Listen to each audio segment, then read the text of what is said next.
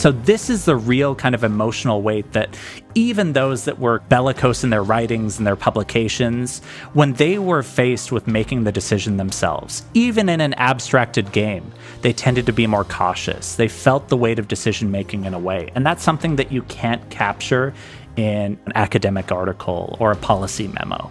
It's feeling that weight.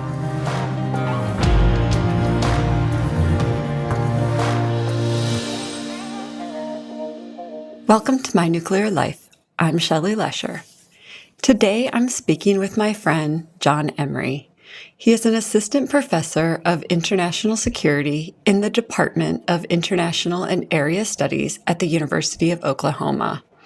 A couple of the issues he focuses on are technology and international relations and the ethics of war.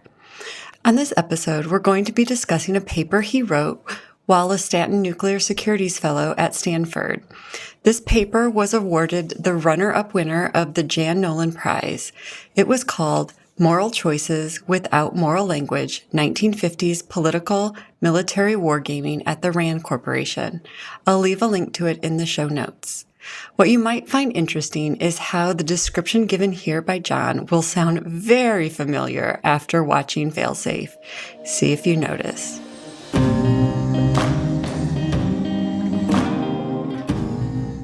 I'm adding a disclaimer to this episode right before release. John and I recorded this podcast before Russia invaded Ukraine. Please keep this in mind when listening, as some of our answers and banter may sound a little, odd, depending on when you are listening and what the current events are in the news. However, after recent discussion, John and I still thought the podcast was informative and useful, and something that we really wanted to share with you. The place I want to start is a place that's probably really comfortable and familiar to you, but not to me, which is, what is a war game?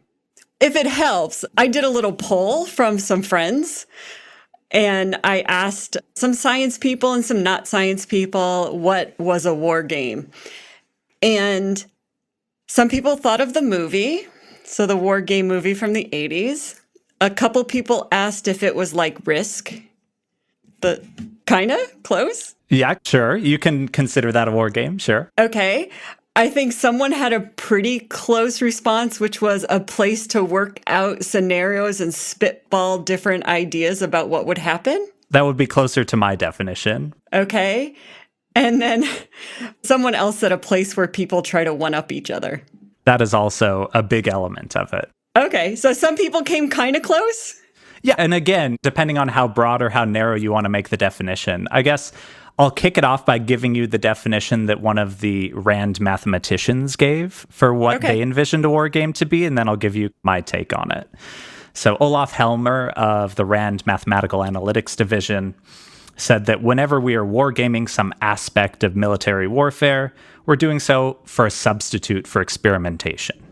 Actual experimentation would involve, for instance, dropping of bombs on armies and factories, which is, of course, impossible.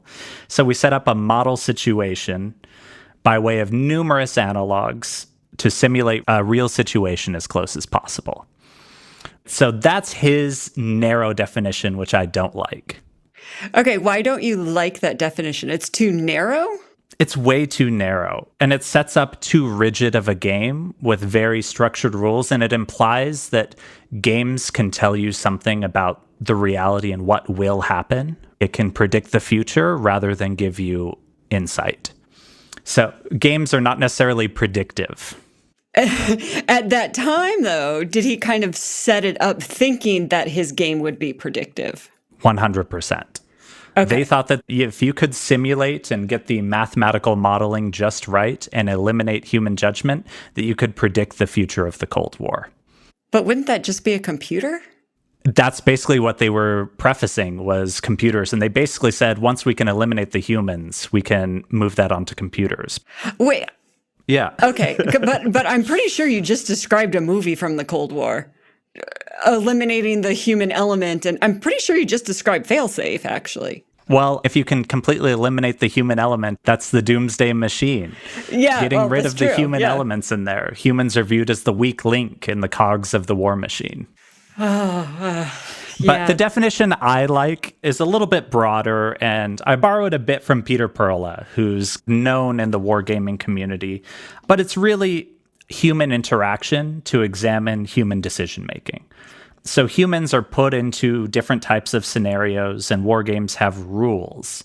Some of them are implicit, some of them are explicit, that affects how you make decisions within the game. So your actions impact how your opponent or the other team reacts, and there's this kind of interactive and iterative model. So some war games have very limited and narrow scopes, very strict rules, while others allow for more free play models where there's few constraints and you can kind of do what you want.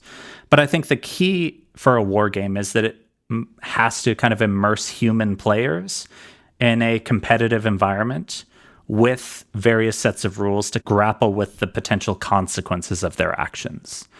So that's the broader definition that I like. So that's very different than that narrow predictive definition. It's more of a social sciences definition than a mathematical science one. Exactly. I am a social scientist, so I lean that way. I think it's too hard to quantify life and all the complexities of social life, especially when it comes to things like war, to be able to predict with any certainty. War is an experiment in catastrophe. Yeah, I don't really like the idea of experimenting with catastrophe. Like, oh, let's drop this bomb and see what happens. Let's mock this out. I don't think we would be able to do that. Some people, if they could, though, some mad scientists would. They'd love to see what would happen. You mentioned something earlier, which you said the RAND Corporation. I've heard of the RAND Corporation. I'm sure a lot of people have. What is the RAND Corporation and how do they play into this? So the RAND Corporation came out of World War II. We had this realization toward the end of the war that research, and especially research on technology and development, was essential for success on the battlefield. So it became quite obvious that technology was going to rule the future of warfare, especially after the creation of the atomic bomb. So RAND basically stands for Research and Development. And in 1945, it came out as Project RAND out of Douglas Aircraft Company. So the head of that, Donald Douglas, who produced about 30,000 aircraft for World War II, the main producer for U.S. air power during the Second World War, got together with a few other people and developed this Project RAND to figure out how they were going to think about the future of war. Because when it came to aircraft, technology became obsolete very quickly. So you had to imagine what the future of war would be like so that you could develop the planes of the future before they're already obsolete. So the idea there was thinking outside the box and making long-term predictions. So by 1948, RAND grew a little bit, had about 200 staff, and had an expertise in a wide range of fields from mathematics, engineering, aerodynamics, physics, chemistry, economics, and even psychology. So we can think of RAND as the early think tank of the U.S. Air Force in the 1940s and 1950s. A think tank is more like a research arm?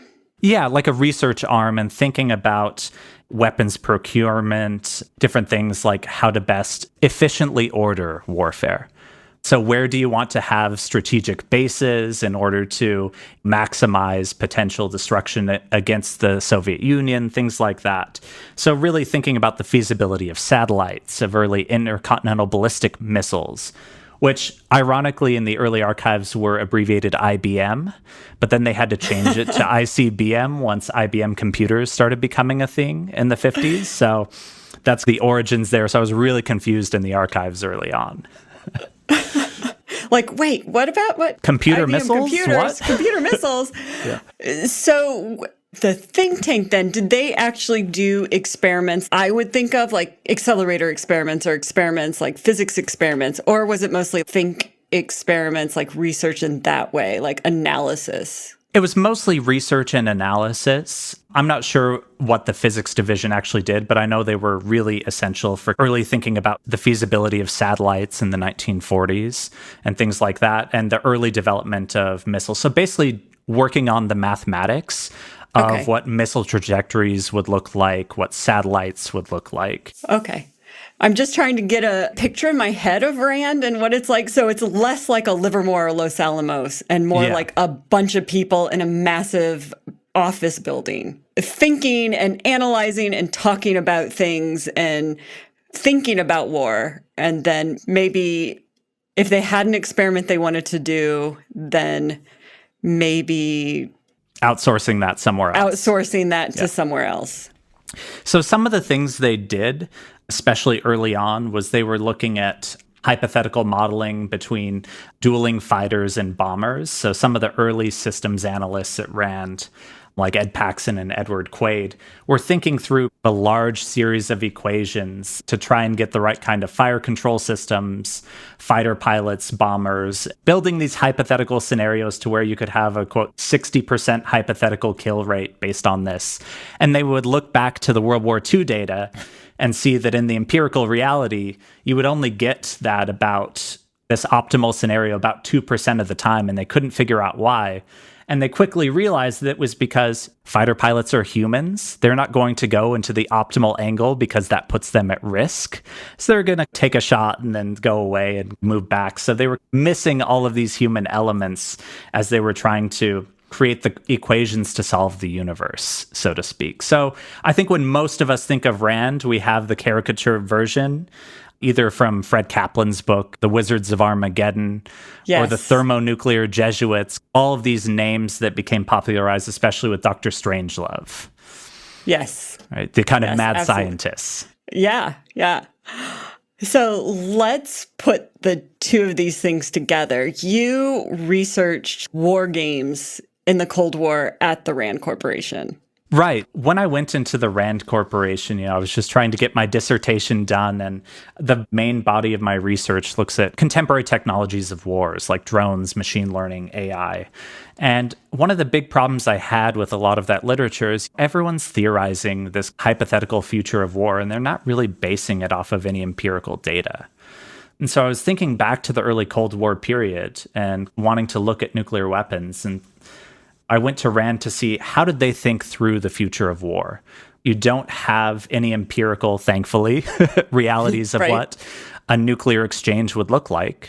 And so it was thinking hard about these things, what might happen in this scenario. So you're building up this entire theory that's kind of based a little bit on faith, a little bit on science, and a little bit about assumptions of humanity. And when I got in there, I discovered something called the Cold War game. And so that was some of the first political military games at the RAND Corporation, where they were trying to integrate things like economics and politics into more traditional wargaming methods, because there was this realization in the 1950s that politics and economics had as much to say about war as, conventional just military tactics or strategies. So integrating the political elements and political decision makers into the wargaming process. How long did it take scientists to figure that one out? Depends on where you want to start. War games have been around for thousands of years, depending on how you want to calculate it. So they didn't figure it out until the 50s. Okay. I mean, that seems like a long time to figure out that politics and economics play a part in war. Yeah, I mean, I'm sure people had figured it out before, but they hadn't integrated it in a systematic way. Well, those are very hard things to try to systematically include in a war game, though. I would say near impossible. When you start thinking about every variable that there is in all of society, and then putting that into an equation to figure out what the output is going to be, the possibilities are endless, especially in the 1950s without quantum computing and things like that. But didn't the mathematical division really try? They really tried. So the thing I think that we tend to think about, going back to RAND, we think of these mad scientists, mathematicians, the birth of game theory and systems analysis, the kind of rise of early deterrence theory. And all those things. But what I was surprised to find there, that there was actually a lot more contestation than I thought. It wasn't this homogenous groupthink, but there was a real kind of division and battle royale between the mathematicians and economists on the one hand, and the social science division on the other hand. So one wanted to use very quantitative methods to solve the problems of the universe, and the social scientists wanted to think through and integrate the kind of non-rational elements of political life, their history, their culture, the psychology of individuals and groups in ways that the mathematicians didn't. So it's like a university. Basically, yeah. Everyone's divided in their silos. And then when they get together, they roll their eyes at each other and talk about the antiquated methods or the stupid methods the other side is using. Okay, I have a picture in my head now. I know exactly what this place is. Literally every academic has a picture of that. Yes, absolutely. So in the early 1950s, first the Mathematical and Analytics Division, which they abbreviated MAD, not mutually assured destruction, but... So that was very confusing when I was reading your work, because although you explained that at the very beginning, then afterwards it's just mad. And I was like, what does mutually assured destruction have to do with anything? Yeah. Until I finally figured out it wasn't. And it was the mathematical division. Then it made a lot more sense. In all of the archives, too, they affectionately named the Cold War game the Cow, C-O-W. The Cow? Don't know why. The Cow. I think maybe like causes of war is what they were getting at for the Cold War game. They could have just done CWG, but that would have been too obvious. You wouldn't have had a mascot for CWG. Exactly. And so they had super funny names for the different files and different games. Like the fourth round of the game was called the Bovine Quadrupled. So they were having a lot of fun with this, but it was really confusing because early on, just digging through the archives, they just talked about the Cold War game, and I assumed it was one game. So I'm going through these archives and I'm seeing them talk about the necessity of realism and getting these elements of the game. And then when the game ultimately kind of fails, them backtracking a little bit and saying that, realism was neither prescribed or sought after in this. And I was like, well, you kind of said you were going to do that. And then thanks to the help of historian Daniel Bessner, who looked at, in his book, Democracy in Exile, looked at the life of Hans Speer, who was one of the social scientists at RAND. And he was able to help me decipher and distinguish between the two Cold War games and how they competed against each other, because the mathematicians basically made what the social scientists thought was a stupid game. So the social scientists built a spite game, also called the Cow, and the Cold War game, to get back at the mathematicians and say, here's the game that actually more accurately represents reality than you could ever come to. Okay, so you're going through the archives, and I assume this is just folders and folders of paper. Thousands and thousands of pieces of paper. Thousands of pages of random pieces of paper. And one of the more frustrating things and one of the limitations, especially when it comes to the Mathematical Analytics Division, is that they recorded all of the games. But it's on 1953 audio recordings, and RAND didn't have any devices for me to do it. But thankfully, and fingers crossed, in the next few years to go in and digitize these and transcribe them to give us a more clear picture about the games. Because all I got were bits of pieces of paper and these crazy long sheets about crop yields in different countries where they were doing all these calculations that basically made no sense. So we got a little bit of their planning stages and a little bit of the results, but not much in between there, whereas the social scientists documented everything. That sounds about right. Yeah. So when you're going through then these thousands of pieces of paper, is it intertwined then, the social scientists and the mathematicians, both games called Cow? There's like no order. It's not like there's a folder that says social science division and a folder that says mathematics division. They're just all combined. The way that RAND organizes a lot of their archives is by individual names. So you go through someone's name, and the person who was my Virgil throughout the archives was someone who basically kept every paper he was ever CC'd on. And so I was going through most of his papers, and he was an engineer, but he had both the mathematics games and the social scientist games mixed in there. Okay, so they were mixed together. Yeah, okay, I can see that. And they were both going on at the same time, I'm guessing. So the social science game was right after, but in the early 1950s, so 54 to 56. Okay.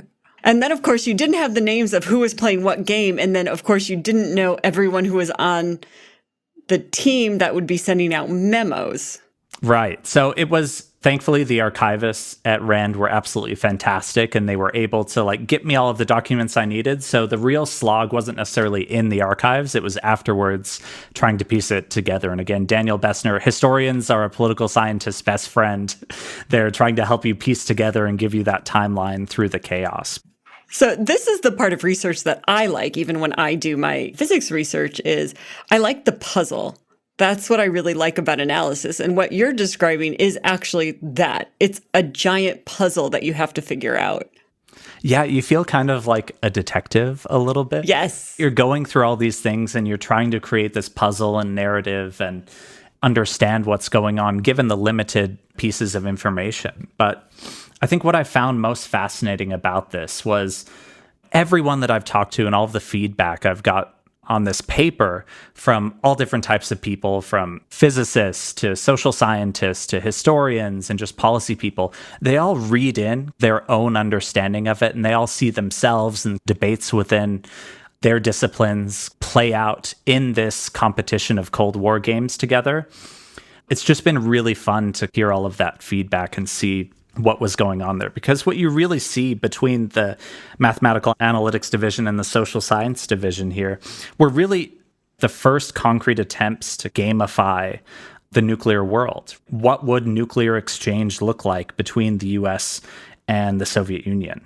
And so you're trying to bring in all of these other operationalizations, so to speak. And the mathematicians are bringing in crop yields, size of economy, all these other things. Whereas the social scientists are trying to understand the psychology of decision making, the impacts of stress in decision making. And so ultimately, what you find in the end, as much as what's in the archives, is the silences of the archives and what's excluded from there. And especially when you're thinking about ethics, which is something that I focus a lot about in my work, you're trying to figure out, why weren't these people horrified by the prospect of killing tens of millions of people on a piece of paper, as we picture Randites as being? But many of them were. And so there's immense contestation there, and taking the weight seriously of that burden of decision making was kind of very important for a lot of these decision makers, less so for others. And you said that the weight of making this decision was noticeable in some of these decision makers. I guess the question is why? It's just a game. I mean, I think you have to go back to that moment too, and it's hard for a lot of us to do, knowing that nuclear war never took place. The kind of fear and anxiety of mutually assured destruction or Soviet bolt from the blue attack, I think weighed on people a lot.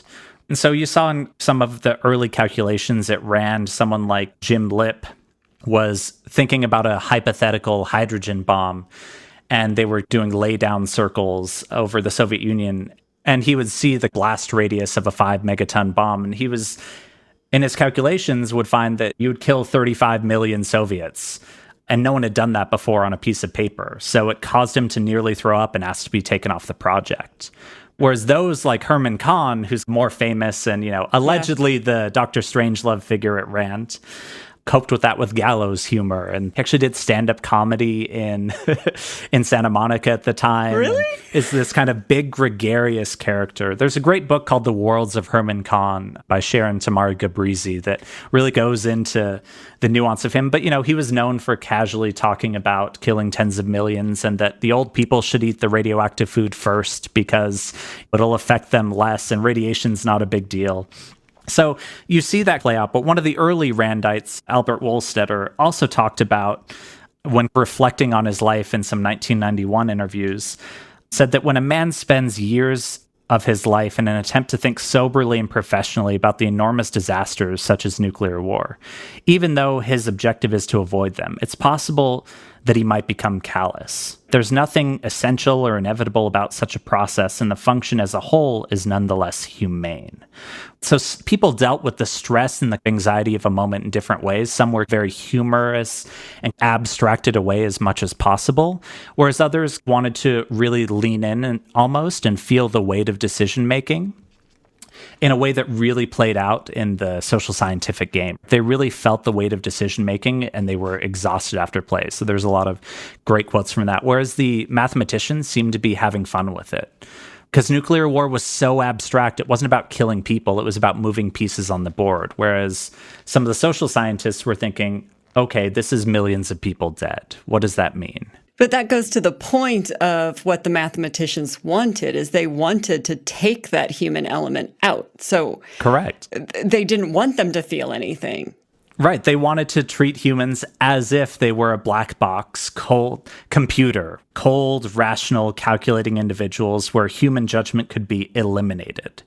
They wanted to develop this new research tool of political military wargaming to prescribe an overall strategy for the US and test them out mathematically in order to impact policymaking and say, this is mathematically the proper strategy for the US to have based on these iterations of these games. So human judgment, emotion were all to be eliminated throughout the process of play for the sake of creating a more scientific way of war.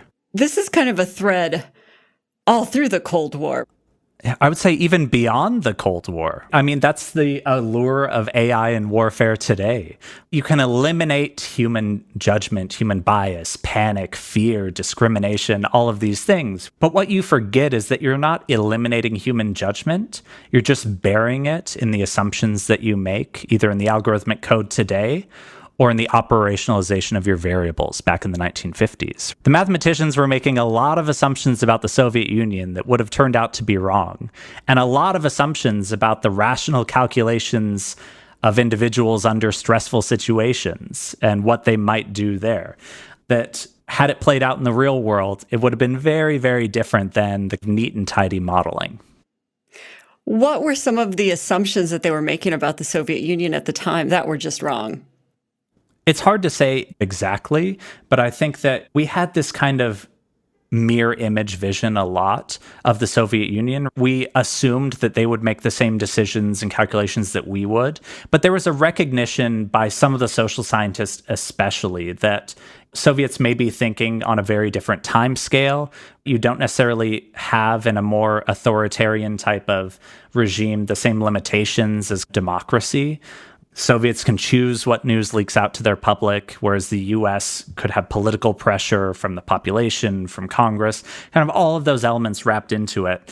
And the mathematicians just assumed away all of those elements that make society what it is and make humans who we are. Well, it makes the calculation easier. It does, right? And I understand the impetus there. You want to simplify the world as much as possible, and they put it into quantities they could manipulate, variables like military forces, crop yields, resource allocation, national priorities. You set up the rules of the game that are pretty rigid, but in order to learn something from it, it wasn't necessarily a foolish endeavor from the get-go. And so what they were trying to do was, at least in the first one, they limited political moves to things like negotiation of alliances, acquisition and control of other countries. They even had underground organizations that could sabotage the militaries. The economies could be hampered by general strikes or overthrows of legitimate governments, things like that.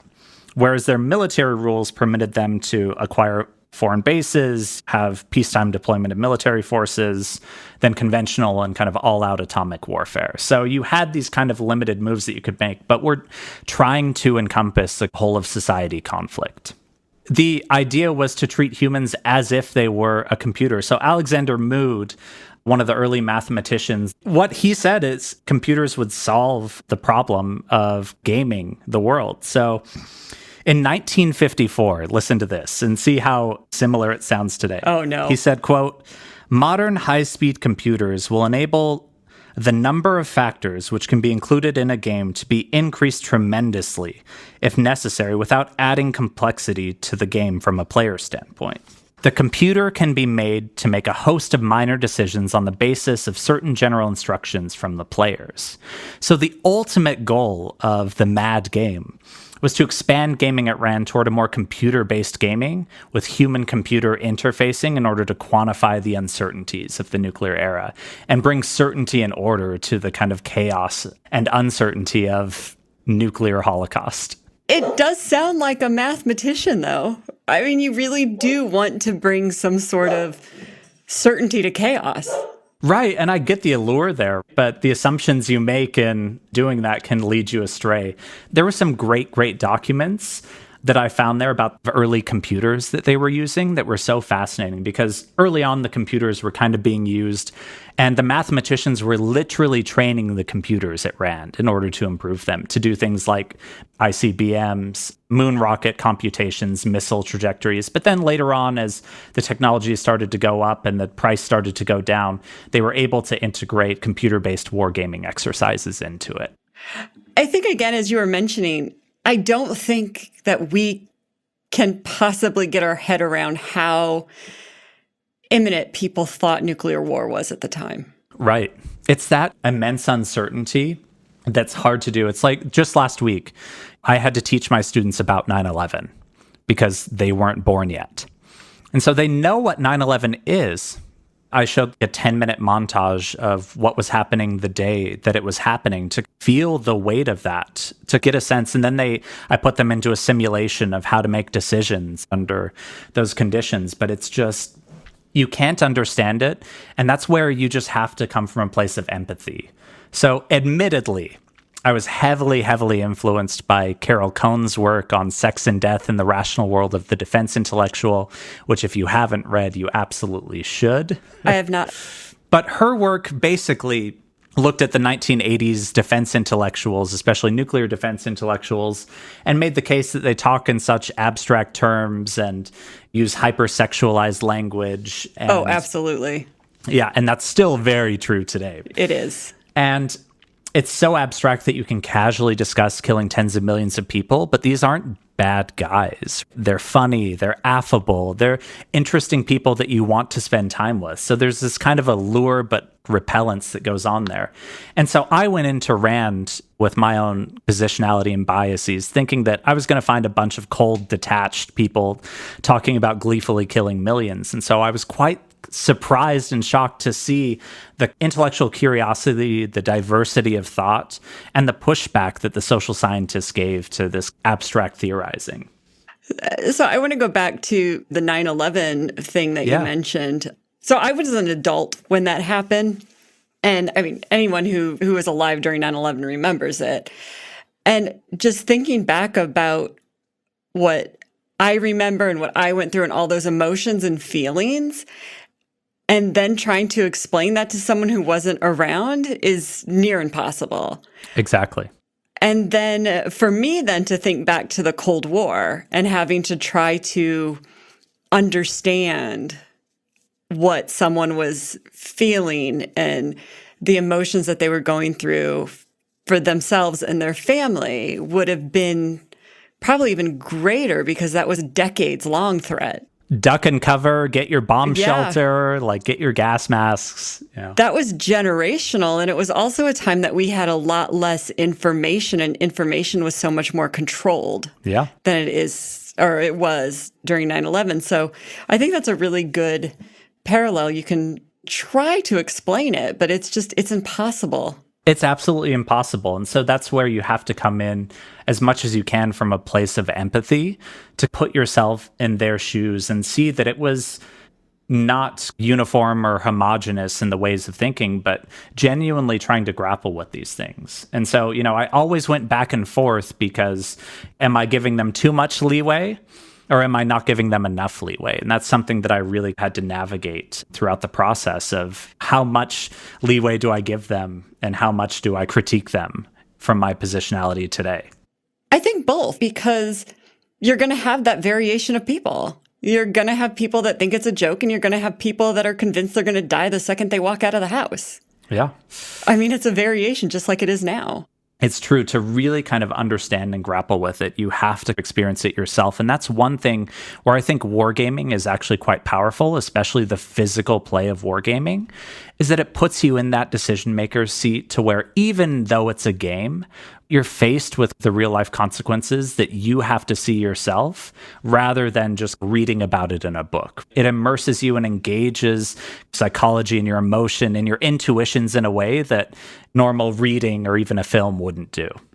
Okay, so This is the question I want to ask, because I imagine Dungeons and Dragons, like you're playing a big Dungeons and Dragons game where you have like a master of ceremonies that kind of tells you what's going on with every move you make. Mm-hmm. But I don't think that's what you're talking about.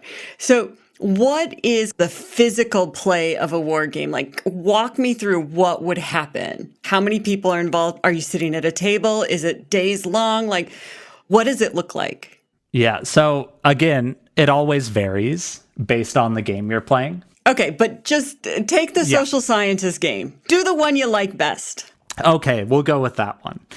So basically, the way the social science game was organized was trying to think about the dilemmas of international politics, deterrence from a Cold War setting. So they had this very free form play where there was a US team, a European team, and a Soviet team, with regional experts that really knew. They had Sovietologists on the Soviet team, they had European experts on the Europe team, American policy experts on the US team. And in the fourth round of the gameplay, because they did 4 iterations, but the fourth one is the main one that they studied, they integrated players from the US State Department as well.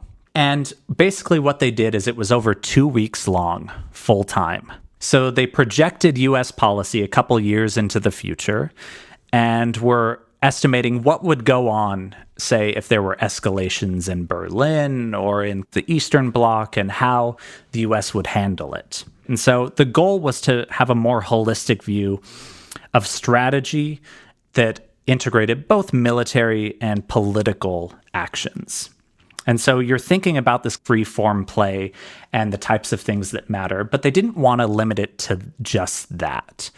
They added something in called referees, which is what you would do is when you wanted to make your move on the board, you would hand it to the referee. And they would approve your move or not based on its feasibility, just in order to make sure you're not doing something crazy out there that wouldn't be within the quote-unquote realm of possibility. And then the referees would decide what parts of that to leak to the other team. Sometimes it was misinformation, sometimes it was accurate information, sometimes it was partial information. So better modeling of the way in which you understand conflict, whereas the mathematicians were making all their moves out in the open, so everyone knew everything you were doing. So there's this secret element that better reflects political life. So I imagine now you have these 3 teams. How many people are on a team? Does it vary? Is it like 10? For the social science division's Cold War game, they were in teams of about 2 to 3. So you had the referees, 2 from the social science division, 1 from the Foreign Service Institute. The US was represented by 2 social scientists and 1 Foreign Department of State personnel. Soviet Union team was another Foreign Service officer and 2 social scientists. And the Western European team was 3 social scientists. Then they also had a group of consultants on special problems, some economists, some social scientists, physicists. Herman Kahn was involved as well. Wow. So basically, to be there for you when you were thinking about certain types of missiles, Herman Kahn could be like, oh yeah, that missile can do that, that one can't do that. So kind of all those technical things, as well as a sizable secretarial staff to take notes on the game and basically get everything down. But the most fun element of it was the Committee on Nature. So the Committee on Nature would inject independent elements of the game not introduced by players. These are kind of side events that resulted from player actions. So you would have things to provide things that would happen in the real world, but aren't necessarily under the control of any government. Things like new technological developments, deaths of important people and leaders, non-governmental policy actions, famines, uprisings, popular disturbances. So this team that would throw in all the chaos of social life and things that happen all the time that aren't in control of the players. So it's just adding in all of these elements that really tries to represent reality and its messiness, complexity, and uncertainty in the best way possible. When the teams would come in, then I'm guessing they're in different rooms or they're separated in some way because things are secret. Mm-hmm. When teams would come in, then were they presented with some sort of dossier of the scenario, like this is what's going on, and you're thrown in it? Yeah, you're kind of thrown into the thralls of the game and what's going on. And so you're able to see oftentimes what military buildups are happening, where on a board, like a hexagonal board map was used quite frequently. It's something still used in wargaming today. I'm guessing that because you're explaining all this chaos that's coming in, I'm guessing you have limited time to make decisions. Yeah, so it's on a tighter timeline, and each move would cover, certain weeks, months, or years, depending on the way in which they were playing it at the time. But one of the initial problems they had, too, was that events kept creeping in from the daily news in some of the early rounds. So by the fourth iteration, they decided we're going to project this a few years into the future. So something like the death of Stalin doesn't creep in. Oh, no. So they wanted to do things to where they would insulate the social scientists as much as possible from the real world events to think through a lot of these dilemmas. And so I think one concrete example might be a little bit helpful in thinking through how the social scientists tackled the game. One example of the game is kind of worth noting because it highlights the kind of degree of realism with which decisions were made. So the Soviet Union team had decided to continue to modernize their military, but they also pursued a peaceful foreign policy. And so they pressed forward on economic, cultural, and political fronts while making no sensationally aggressive moves in Europe. And so this presented a real dilemma for the NATO alliance. The move caused some European players to kind of seriously question their whole strategic concept for war in Europe. You have the NATO countries indicating that they were unwilling to make heavy budgetary expenditures until they were convinced that the weapons and tactics would make sense for the future. And there was a deep concern about the Soviet missile capabilities and the difficulties of an effective active defense in Europe, as well as a growing awareness of huge casualties that would result from atomic warfare in Europe. So the degree to which the Soviet team's peaceful approach divided NATO gave players unique clarity concerning the precariousness of the NATO alliance and the genuine ethical dilemmas of a war in Europe. Because as you're playing this game, you start to realize NATO isn't as solid as we thought, and when you're actually thinking about war in Europe, if it goes nuclear, that's huge casualties of our allied and local civilian forces. Yeah. And so thinking through those dilemmas is something that military leaders didn't necessarily do in the same way because they have their narrow strategic and tactical visions. Whereas these social scientists are really thinking through, okay, what will happen if the Soviets take this policy? Then it's going to expose cracks within the NATO alliance, and was kind of all too well replicating real life and the frustrations that the US had with the French at the time. That's an interesting example. And you said it plays out with what was going on at the time. Are there examples in which these games influence policy or educational training? Because it seems like exposing that decision by the Russians would fracture NATO would be something that would be very useful to the government to know and for policymakers to know. Yeah, so Rand was in constant contact with policymakers. And the interesting thing about the social science game was the way in which it proliferated afterwards. So these games were very short-lived at Rand because they were extremely time-consuming, took a lot of energy and people for weeks to play these games, and it wasn't quite clear what the real value of them was, per se. But it proliferated in really interesting ways. So the State Department participants absolutely loved the game. So by 1958, they had begun investigating it as a Foreign Service Institute educational program. They were so impressed with this training potential. By 1959, Hans Speer, one of the social scientists, was presenting this at West Point. Herb Goldhammer was presenting it at the Army War College. And I think most influentially, where this had the biggest lasting impact, was when one of the Randites went to MIT as a visiting professor, and he worked on political military games with Lincoln Bloomfield, professor of political science and former State Department official at MIT's Center for International Studies. So he worked with Bloomfield and Paul Keksameti from Rand to look at wargaming and political military games, both with elite players, so State Department policy people, as well as students at MIT. And Reed Pauly actually wrote an article analyzing these games from 1958 to 1972, 26 of them, entitled Would U.S. Leaders Press the Button? So figuring out nuclear escalation. So this actually had a huge lasting impact on policy, which is kind of a tragic irony for the social scientists because they were so marginalized at RAND because game theoreticians and mathematicians kind of stole the show. But this actually proved to be one of their most lasting contributions to the theory and practice of international relations. So this game proliferated and became commonplace in both military academies, but especially at State Department and academic institutions and beyond. So it wasn't the mad game that left RAND. It was the social science game that left RAND and has continued to be, or it's a version of that game that's continued to be played. Exactly. So when a lot of people are thinking contemporary war games, you almost automatically integrate politics into it. And that was something very radical at the time. So even though the mathematicians came up with the idea and executed it poorly. So just for example, for the mathematicians game, they quickly went nuclear multiple times. And there's this great table in my article that basically says percent casualties of a hydrogen bomb and percent of economy lost from a hydrogen bomb, as if it was this neat rational calculation rather than absolute chaos. John, are you trying to pick a fight with the mathematicians? Now, I love mathematicians. I absolutely love. Some of my best friends are mathematicians and do quantitative methods and political science. However, I think that the false certainty and the answers that math gives you oftentimes obscures the inherent uncertainty and chaos of war.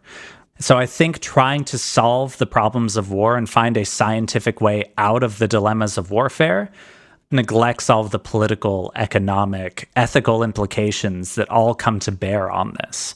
So you're trying to solve this problem of the human condition with science and math, which isn't necessarily something you can do, and it can often lead you astray in a lot of troubling ways. So I want to ask you a question, and this is some folklore from my days at Livermore.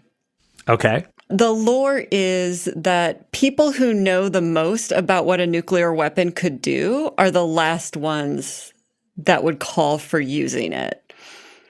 And so the lore was that nuclear physicists or weaponeers would be the last ones to agree to drop the bomb. But what you're saying is mathematicians, their game would call for you to drop the bomb much faster than the social scientist one would. I think that comes with the level of abstraction.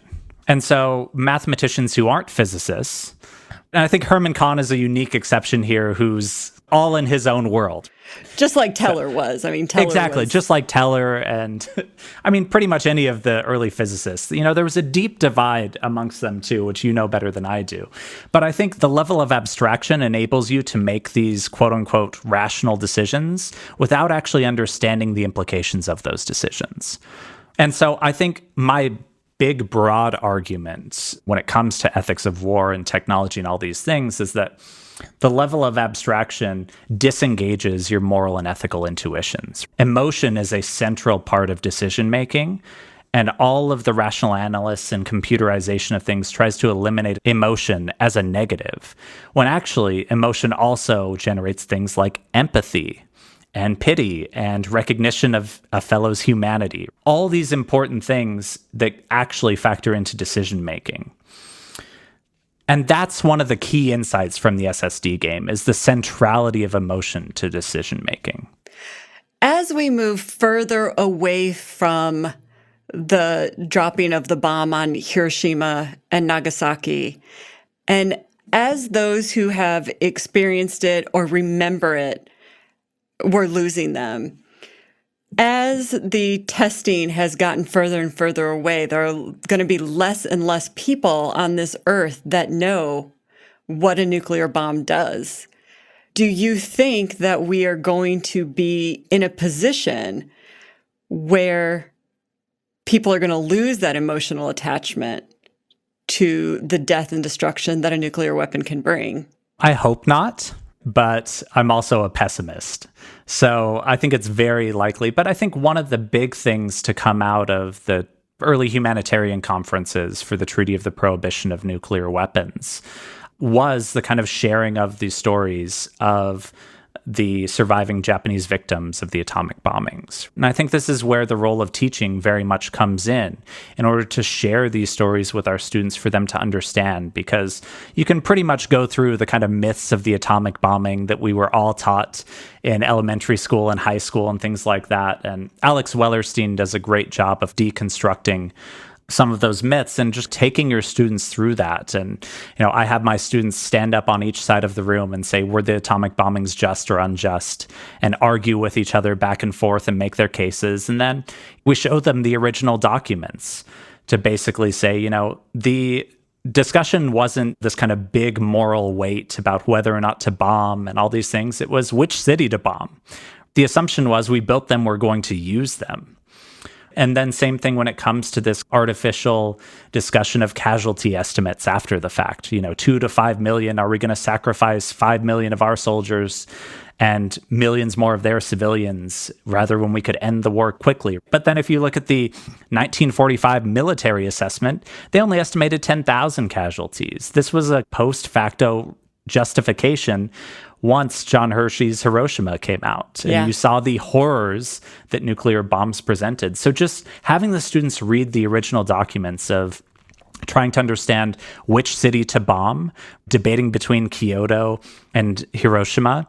And you just see the rationale for Hiroshima is we haven't bombed the city yet.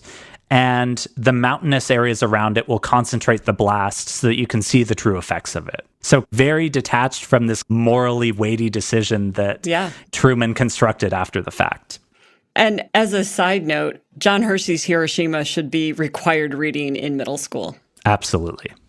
So in talking about the social science division game, what was it about it and the building of this social intelligence that made it proliferate even past RAND, like even after they shut it down at RAND? Yeah, right, it's too expensive. Yeah, and moved on to MIT. Well, I think the historian for the game, W.P. Davison, was reflecting on the game, and I think he gave the perfect summation of it that really encapsulates my argument. He said, but most of all, the players in the SSD game quickly gained a sense of the awful consequences that might result from an ill-advised move. In the game, as in the real world, international relations were conducted under the shadow of the terrible destructiveness of modern weapons. Participants acquired a sense of crushing responsibility, and for this reason, the game was sometimes exhausting. As a result of the sense of responsibility, players often tended to be extremely cautious. Those who in the classroom or in publications may have advocated for bold, imaginative policies and criticized free world leaders for their timidity usually found themselves behaving with equal caution when they assumed the burden of policymaking in the game. Participants thus tended to judge foreign policy decisions in the real world differently after the game than they had before it. So this is the real kind of emotional weight that even those that were bellicose in their writings and their publications, when they were faced with making the decision themselves, even in an abstracted game, they tended to be more cautious. They felt the weight of decision making in a way. And that's something that you can't capture in an academic article or a policy memo. It's feeling that weight. And moving on in the kind of proliferation at Lincoln Bloomfield's games at MIT, Lincoln Bloomfield often cited that the game was so engaging and immersive that leaving it was, quote, like coming out of a deep sleep after a particularly vivid dream. It takes time for the carryover of emotional content from the game to reality to wear off. So it's this big emotional thing that you're so immersed in it that even though it's a simulated game environment, you're in the decision maker seat. So in Reed Pauly's article, he looks at 26 war games over the span of a couple of decades and tries to figure out, would leaders press the button, and if so, why? And it's a great article where he teases this out, but in only 2 of the 26 cases did they ever go nuclear. Was it the mathematical games? No, it wasn't. So this is all kind of social scientists. Okay. But MIT is a good mix. Only 2 of them went nuclear, and only when the U.S. had its back against the wall, only as a last resort, and the students and participants felt a huge weight and burden and emotional trauma from having to launch it. They were just like, there was no other option. There is a great quote from one of the students at the MIT game. It was a grad student who was playing the part of the United States, and he was a staunch Democrat. And he ended up bursting out during the evaluation session at the end of the game. And he said, "For the first time in my life, I sympathize with John Foster Dulles." This idea that, for the first time, you have to face the prospect of pressing the button yourself. And so in the post-game surveys at MIT, 65% of the participants reported extreme or intense degree of emotional involvement. Wow. I mean, when you say war game, this is not the reaction that I expect. Right. It's the opposite of what we expect. We picture like playing Risk or Diplomacy at home or something like that. Yes. But you can really start to see the elements of this play out. And there's kind of a renaissance in wargaming taking place right now in political science because, again, when you're thinking about the dilemmas of the future of war and you don't have an empirical basis on which to base your estimations, you can use wargaming kind of as a substitute. So they can be simplistic models. Like Jackie Schneider at the Hoover Institution at Stanford has a pretty simplistic but very good cyber war game where she basically has different teams, and in some of the groups she injects a cyber option to see how that affects their decision making if people are more willing to use cyber options rather than conventional options. And then Andrew Reddy up at Berkeley and Livermore and his Signal war game. It's a computer-based war game, but he's trying to tease out whether or not having the low yield nuclear option and how that impacts your decision making versus high yield nuclear options. But in his game, about half of all participants press the button because what he's trying to get at is something very different. How does low yield impact that decision making? But he designed the game in order to drive them to nuclear war, kind of intentionally, okay. Right? Whereas this game was designed to explore the impact of judgment and humans and politics and really force you to sit in the decision maker's seat in a meaningful way to think about the impact of political decisions on military and nuclear war. The thing is, everyone has a different definition, and you can do whatever you want. Is it just a game that's based on war? Is it military exercises? Is it these types of broader interactions? A lot of people call a lot of different things war games. Right, because when we were at the missile silo, they used to play war games too, and your war game is definitely not the same as a military tactical war game. Correct. And those are all still somewhat war games. Even in talking about the Cuban Missile Crisis, Robert McNamara said when he was talking to the admiral that was in charge of the blockade, he sat down there and wargamed the scenario with him. He said, okay, so what are you going to do if a Soviet ship starts to break the blockade? It's like, well, we'll hail them. McNamara said, okay, well, what language will you hail them in? Yeah. Well, we'll do it in English, I guess. It's like, what will you do if they keep coming? Well, we'll fire a warning shot. Well, what will you do then if they keep coming? And then McNamara had to make very clear to the admiral that under no circumstances will you fire a shot at a Soviet ship. That is not the political objective we're trying to achieve here. And so he talks about it in that abstract sense, but just he and someone else thinking through the implications of these standard operating procedures to throw a wrench in it based on the kind of context. So looking at what your standard operating procedures may do and how that can lead you astray is an important element, I think, of military wargaming. And that's where you need the social scientists, is understanding those levels of interpretation and misinterpretation. And I think that's where Bob Jervis's work, who just unfortunately passed away, is so lasting, looking at the psychology of decision-making and understanding nuclear weapons from that psychological standpoint is just such a powerful legacy and so obvious to us, but was kind of radical at the time. Assumptions we make about our enemy. And that's where nuclear negotiations and reducing uncertainty to the untrained person or someone who isn't involved in non-proliferation or arms trade agreements or something like that would say, why are you opening up for the Russians to look at your weapons? It's so hard to explain to someone outside of that world that the key here is to reduce uncertainty because accidental nuclear war is a thing.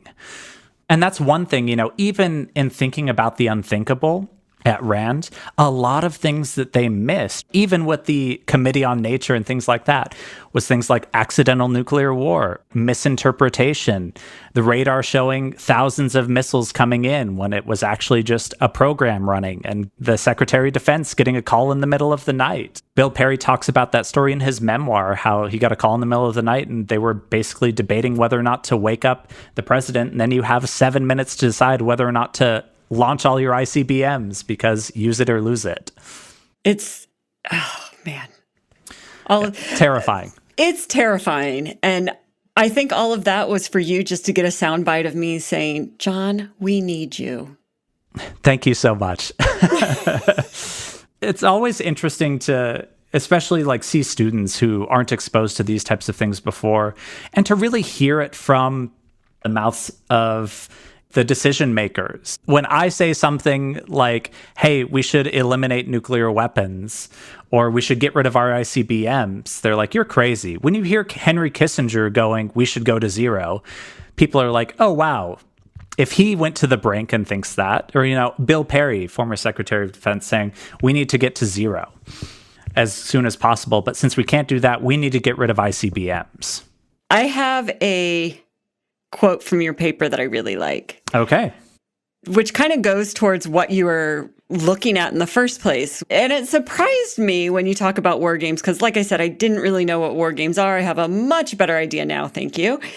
So the quote is, war games with a high level of realism can help to cultivate an ethics of practical judgment. In wargaming, you can actually teach people ethics. So that's kind of the argument here. And this is the difficult part of the archival method. I'm looking at the silences of the archives. So you get all of these snippets across the board from MIT to Rand that the process of play for these war games has an emotional toll. And the argument that I make is that you need emotion, you need to understand emotion, not divorced from reason, in order to engage your kind of ethical intuitions.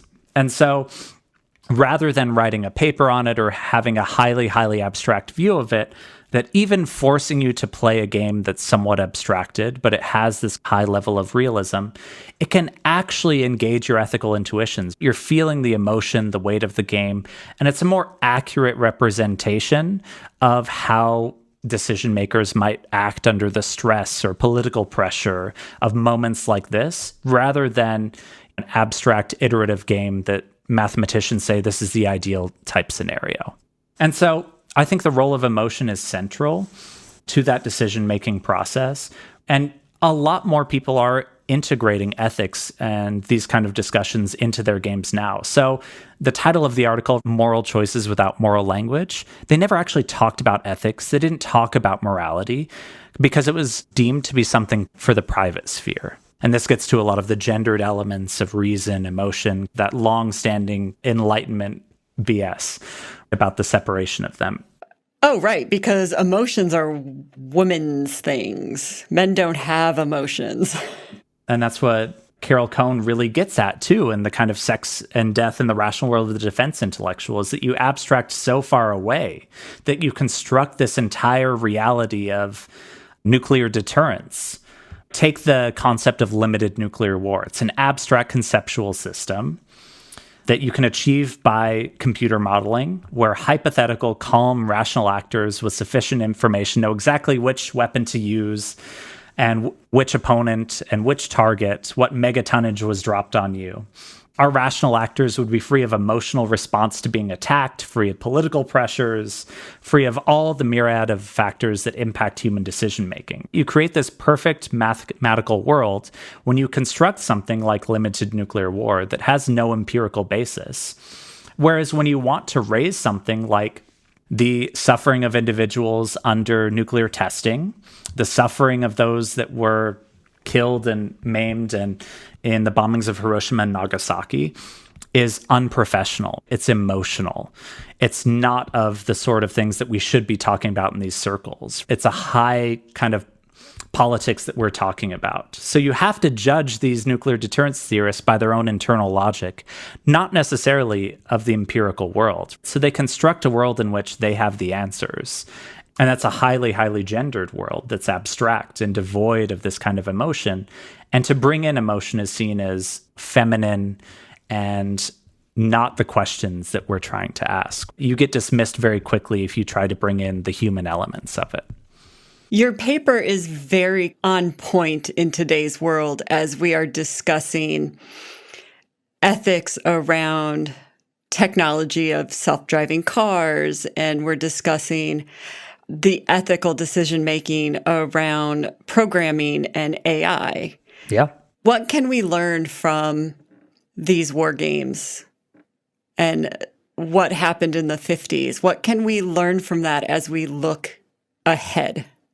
So I think some of the biggest takeaways for me are recognition of our own limitations, recognizing that as we build this AI and algorithms, and when you talk to computer scientists today that are building them, they have a very narrow application. Machine learning algorithms, for example, work on a set of training data, and then it works within that training data set. And oftentimes it fails spectacularly. And that's in very certain, rigid situations. And then you add it into something like war, which is not like a game of chess.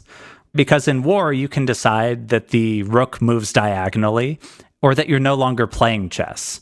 Chess has rigid rules of how pieces can move, etc., and actual war is nothing like that. So the fear is that you encounter something in war and an AI-enabled warfare that wasn't thought of in the programming stage.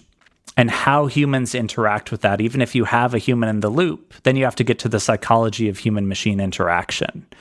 And so we're putting, I think, a lot of undue faith in this technology that it can solve all of these problems, especially the moral dilemmas of killing in war that the US really struggles with. Because if you're waging humanitarian war, quote unquote, then you shouldn't be killing civilians in the process. And so I think from the 1950s, and the big connection that I make is that the social scientists had a real recognition at the time that decision makers and no government is free to impose its will on the world.